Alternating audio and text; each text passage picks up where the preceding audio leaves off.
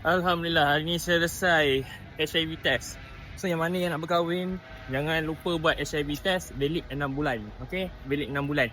Tahu tak apa yang lagi valid 6 bulan? Loan korang. Kalau korang buat loan kereta, korang punya LOU, dia panggil Letter of Undertaking. Letter of Undertaking ni kiranya macam proposal. Dia macam proposal tau. Korang nak approve ataupun korang nak accept ke tak offer tu sebelum korang sign. So LOU tu tahan 3 bulan ke 6 bulan ikut bank. So kalau macam HIV test ni dia tahan 6 bulan. Okay. So bila korang dah buat, contohnya korang dah sign ke kan, korang punya LOU kereta korang, dia tahan 3 bulan, tiba-tiba korang pasal nak, contohnya kereta korang ada waiting list lama lebih daripada 3 bulan, SA akan minta payslip latest 3 bulan.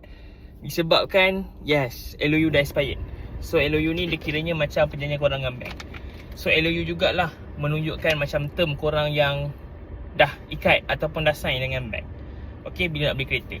So yang mana yang berminat nak memiliki kereta, yes, korang akan hadapi situasi. Kalau beli cash tak adalah LOU ni. Kalau buat loan, yes, ada LOU. Tapi bukan macam ni lah. Ini HIV test punya form. Okay. Yang mana yang berminat nak memiliki sebuah kereta, nak Naufal bantu daripada A sampai Z, boleh PM Naufal sekarang. Nombor kat bio, link kat bio. Bye-bye. Assalamualaikum.